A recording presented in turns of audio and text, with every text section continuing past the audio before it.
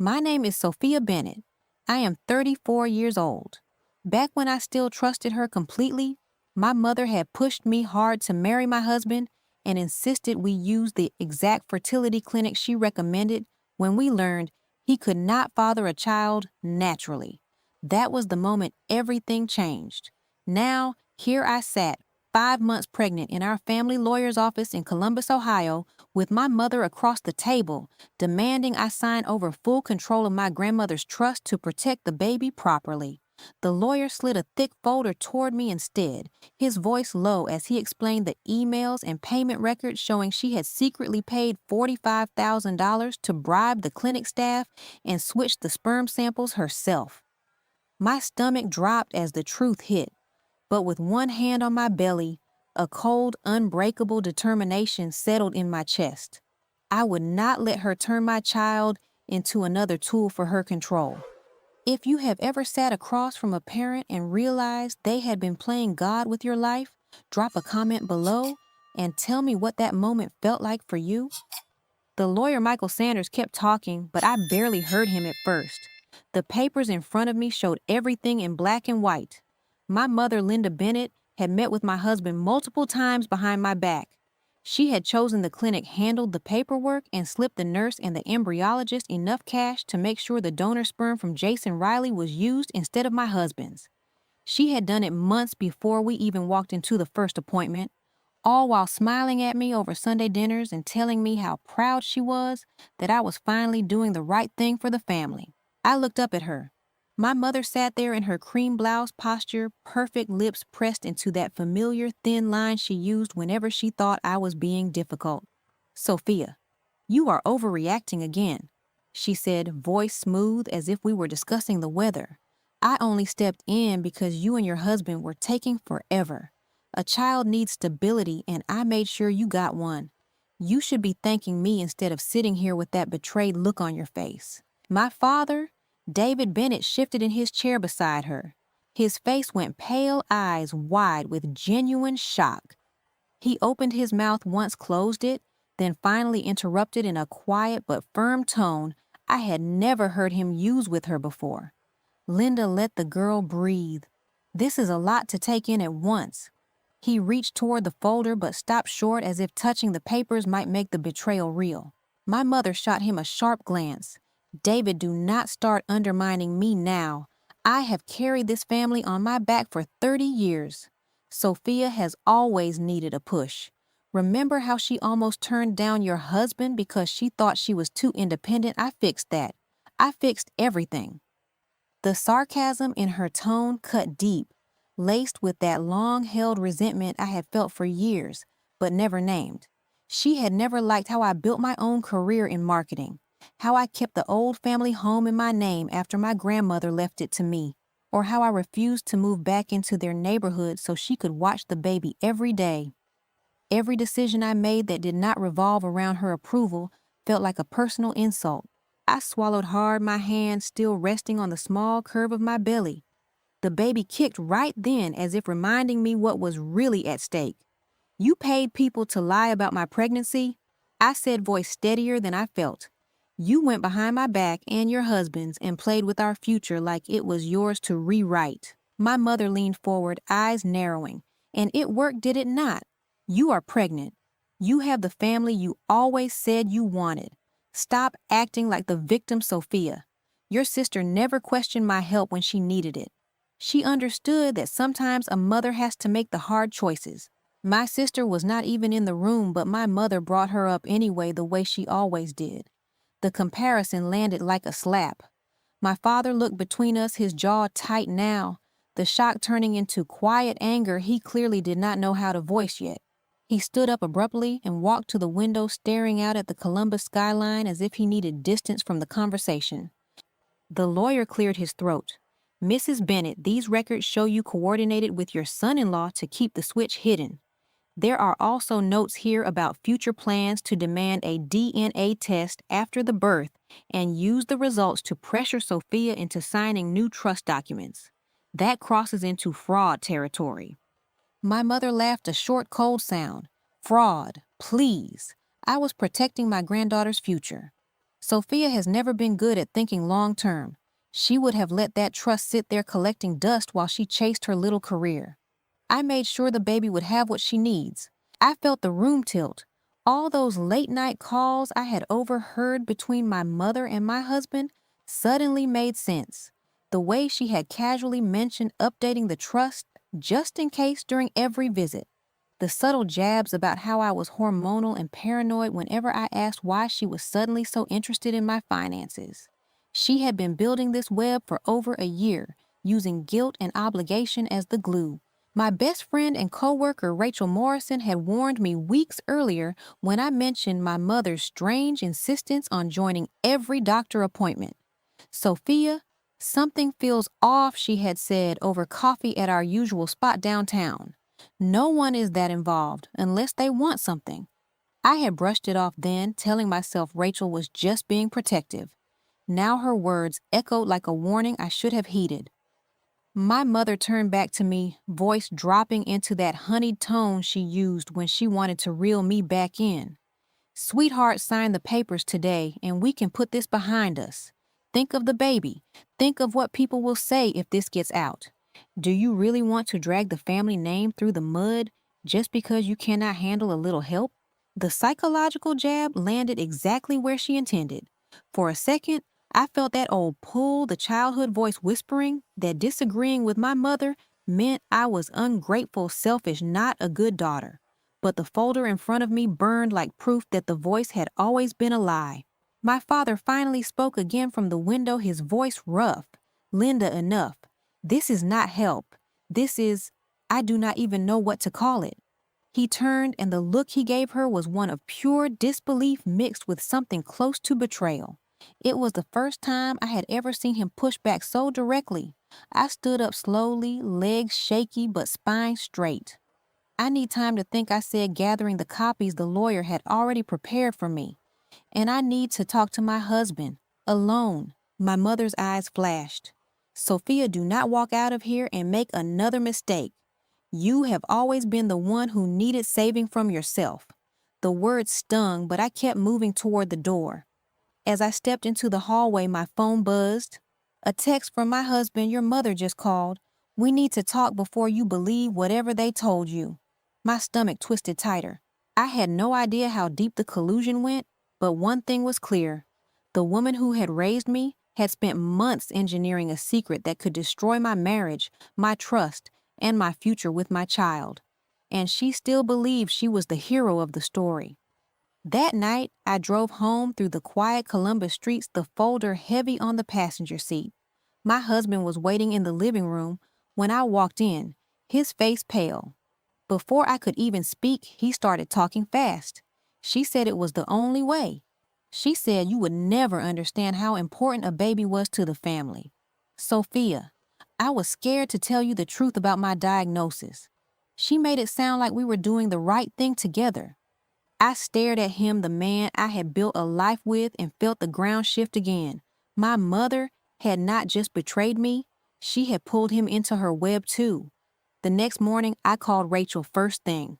I need your help, I said, voice low.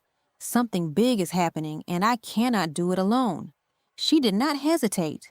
Within the hour, she was at my door with coffee and a notebook ready to listen to every detail. We spent the day piecing together what we could. The clinic records showed my mother had contacted them weeks before our first appointment. She had met the nurse in the parking lot and handed over the cash in an envelope. The embryologist had been paid separately, all of it hidden behind fake client names and vague notes about private arrangements. Rachel's eyes widened as we read the copied emails. This is insane, Sophia. She was planning to wait until after the birth push for that DNA test and then use the results to guilt you into giving her legal say over the trust. It was all about control. I felt sick. The late-night phone calls I had dismissed as just mom being mom had been strategy sessions. The sudden interest in my prenatal vitamins and doctor visits had been surveillance. Every hug, every I just want what is best for you had been a calculated move. By evening, I had made an appointment with a private investigator, Laura Kensington, for the following week. I needed proof that could not be explained away. I needed to know if my mother had gone even further, maybe dipping into the trust already, or pressuring my husband with threats I had not seen. That same night, my mother called. I let it ring 3 times before answering. "Sophia, darling, I hope you are not still upset about today," she said, voice dripping with false sweetness. "These things happen in families. We move past them. Come over for dinner tomorrow and we can talk like adults." I gripped the phone tighter. "I am not coming to dinner, Mother. I need space." She laughed softly, the sound sharp as broken glass. "Space. You are carrying my granddaughter. There is no space when it comes to family. You will see that soon enough." The line went dead before I could respond. I stared at the phone, heart pounding. The threat was subtle but unmistakable. She was not done. The following days blurred into a tense waiting game. My husband moved to the guest room after I confronted him fully, his guilt written across his face every time we passed each other in the kitchen. He admitted my mother had promised to help cover his secret credit card debt if he went along with the plan. $120,000 in gambling losses he had hidden from me for almost 2 years. She had used that weakness like a leash. Rachel came over every evening after work, bringing takeout and helping me organize the evidence. "You are not alone in this," she kept saying. "We will figure out the next step together." Her steady presence was the only thing keeping me from spiraling. My obstetrician, Dr. Hannah Ellis, called me in for an extra checkup after I told her a carefully edited version of what was happening. She listened with calm concern and offered to run additional tests to make sure the baby was healthy, despite the stress. "Your body has been through enough," she said gently. "Focus on what you can control right now." I left her office feeling a little less alone, but the weight of my mother's actions still pressed on me like a storm cloud. Then the text came. "My mother, late at night, I have spoken with your sister. She agrees you are being unreasonable. We are scheduling a family meeting next weekend to discuss the trust. Do not make this harder than it has to be." My blood ran cold. She was rallying the troops, turning the rest of the family against me before I could even tell my side. The public exposure was coming whether I wanted it or not. I set the phone down and looked at the ultrasound photo on my nightstand. The baby's tiny profile stared back at me. In that quiet moment, I made a promise to both of us. Whatever my mother tried next, I would be ready. The promise I made to my baby that night kept me going through the next few days, even as everything started to unravel faster than I could have imagined. My husband finally sat me down in the living room after I got home from the lawyer's office, his hands shaking as he admitted how deep my mother's hold on him had become. He said she had approached him almost 18 months earlier, right after we learned about his infertility issues, and painted a picture of how the family trust would secure our future if only he let her handle the details at the clinic. "She made it sound like I was failing you if I did not go along," he told me, voice cracking. "She said a real man would do whatever it took to give his wife the baby she deserved, and she would make sure the trust stayed protected for the child." I listened, my chest tight, wondering how the man I married could have let her twist his fear into betrayal. Before I could even process that, my phone rang. It was my sister. She had never been one to call out of the blue, but her voice came through sharp and impatient the moment I answered. "Sophia, what on earth is going on with you and Mom? She just told me you are throwing a fit over the clinic stuff and refusing to sign the trust papers. Do you have any idea how selfish that sounds right now?" My sister had always been the one who went along with my mother's plans, without question, the golden example I could never quite live up to. Now she was echoing the same lines, accusing me of turning a simple family decision into a crisis. "The baby needs stability, not your drama," she added, the words landing like a slap. I could hear my mother in the background, feeding her the narrative, coaching her on how to make me feel like the problem. My father tried to step in during a follow-up call later that evening. He got on the line after my mother had spent 10 minutes guilting me about how my stubbornness was stressing the entire family. "Sophia, sweetheart, this is getting out of hand," he said, his tone careful but clearly strained. "Your mother means well, but maybe we can slow down and talk this through without everyone picking sides." For once, He did not just nod along. He actually pushed back a little, suggesting we meet with the lawyer together as a family instead of letting her control the conversation. My mother cut him off immediately, her voice slicing through the speakerphone. David, do not encourage her excuses. Sophia has spent her whole life thinking she knows better than everyone else. Look where that got her career-wise, jumping from one marketing job to the next, while your sister built something stable. Now she is pregnant and still acting like a child who cannot accept help.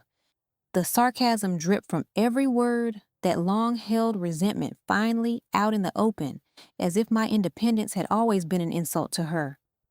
The next morning, I met with Laura Kensington, the private investigator I had hired. She slid a fresh folder across the table at the quiet coffee shop on the edge of Columbus, her expression serious but steady. Your mother did not stop at the clinic bribe, she said quietly. She has been monitoring the trust account for over 2 years, Sophia. There are small transfers she authorized through an old family power of attorney. She never told you about totaling almost $90,000 funneled toward what looks like payments for the clinic staff and even a down payment on a college fund in the baby's name that lists her as the primary guardian. I felt the room spin. My mother had not just switched the sperm samples. She had been quietly rewriting the future she wanted, one where I was sidelined and the child became hers to shape. Laura leaned in. There is more. She has emails with your husband where she promised to cover his gambling debts if he kept quiet. $120,000, all tied to her keeping control after the birth. I left that meeting with my head pounding, the evidence piling up like bricks on my chest. Rachel met me at my house that afternoon, her face tight with worry as I showed her the new papers. This is not just a one-time mistake, Sophia, she said, voice low. Your mother has been playing the long game, using guilt and obligation like weapons. We need to decide how far you are willing to let this go before the family meeting she is forcing next weekend. I nodded, but inside, I was still reeling from how casually my mother had turned my pregnancy into her project. That evening, my mother called again, her tone shifting into that familiar mix of sweetness and steel. Sophia, darling, I spoke with your sister and your father. We are all coming together at the house on Saturday for the family meeting. It is not optional.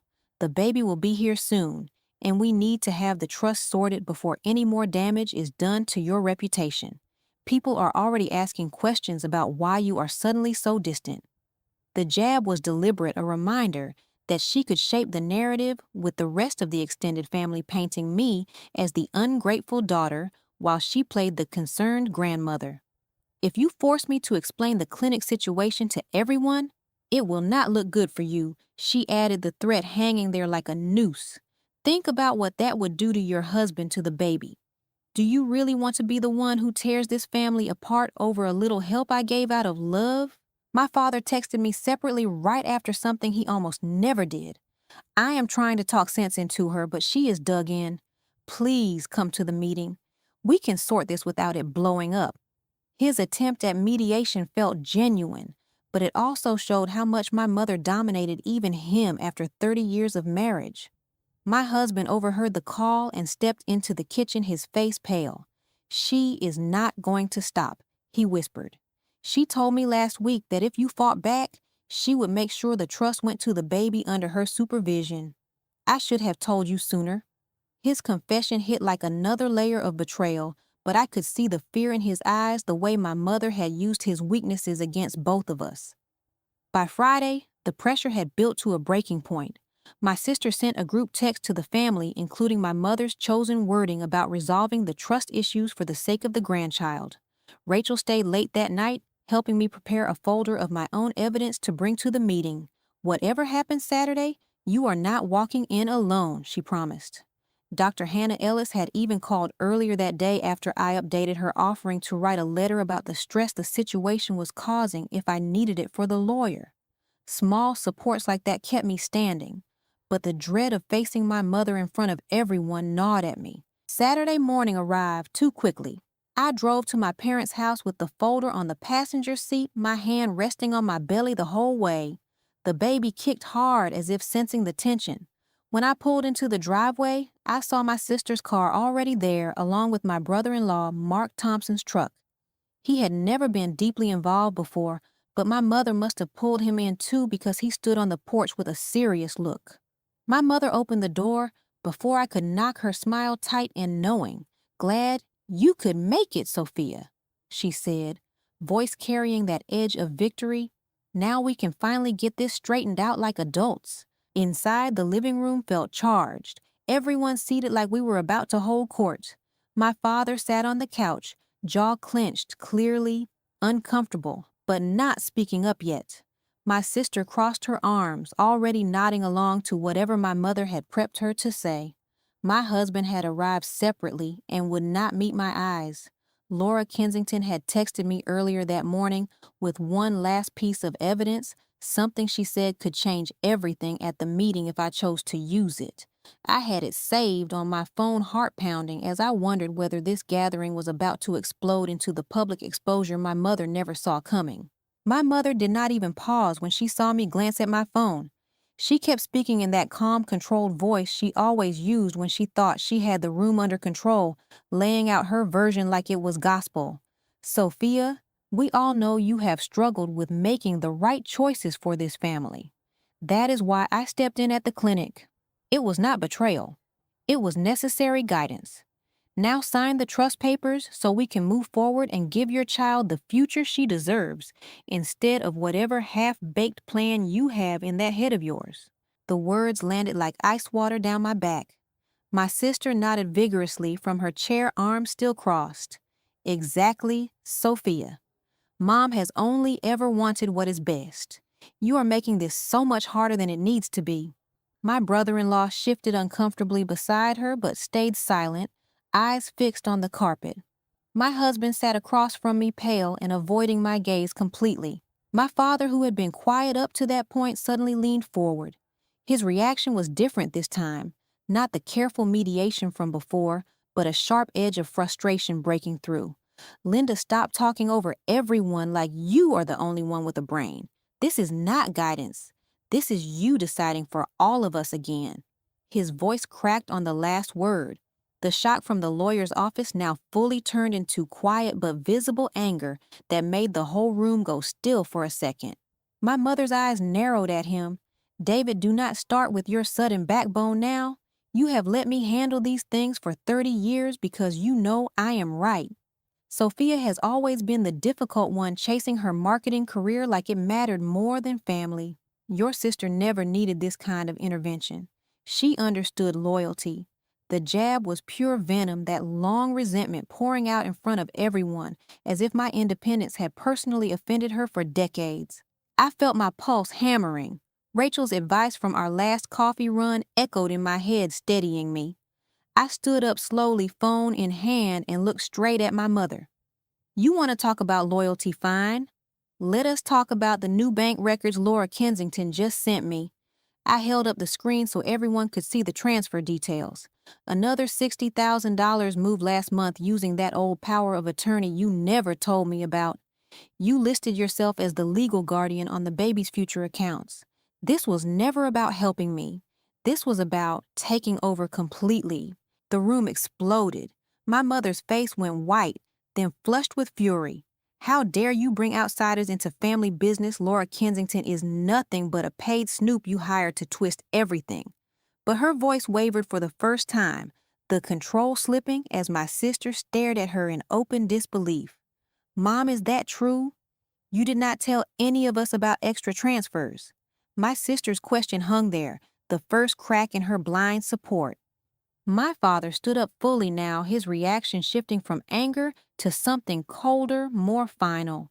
He walked around the coffee table and stood beside me, not touching, but clearly aligned for the first time in years. "Linda, I have watched you do this for too long.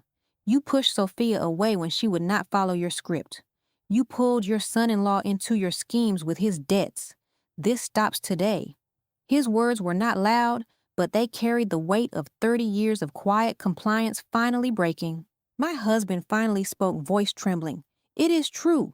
She promised to clear my $120,000 in gambling debts if I kept the clinic switch quiet." I was weak, Sophia. I let her convince me it was for us. My mother spun on him, her sarcasm turning vicious. You spineless fool. Do not try to throw me under the bus now. You were happy enough to take the deal when it suited you. The exposure hit like a sudden storm. My sister looked between us all, her face crumpling as the reality sank in. My brother-in-law muttered something about needing air and stepped outside, clearly overwhelmed. The family meeting my mother had forced turned into the very public collapse she had never planned for. I watched her scramble to regain control, but the evidence on my phone and the copies from Michael Sanders' office were already being passed around. By the end of that hour, my mother sat alone on the couch, lips pressed tight, while my father called Michael Sanders to start the legal process of revoking her power of attorney. Rachel arrived 20 minutes later after I texted her, standing quietly by my side like the steady support she had been through every step. Dr. Hannah Ellis followed up with a call that evening, confirming the extra stress had not harmed the baby, but warning me to protect my peace moving forward. The weeks after the meeting moved fast. My mother tried one last private call, her voice laced with that same mix of sweetness and threat. Sophia, you will regret isolating yourself like this. A child needs grandparents. You cannot do this alone. But I hung up without answering, the determination from the lawyer's office hardening into something permanent. My husband and I separated 2 weeks later. The trust stayed fully in my name, protected by new documents Michael Sanders filed immediately. My sister sent a single text saying she needed time to process, but the distance felt final. My father checked in quietly, meeting me for coffee once a month, his support steady, but the family unit fractured beyond repair. Laura Kensington wrapped up her report with one final detail. My mother had planned to push for full guardianship papers right after the birth, using the donor switch as leverage if I resisted. The revelation made the loss feel even heavier.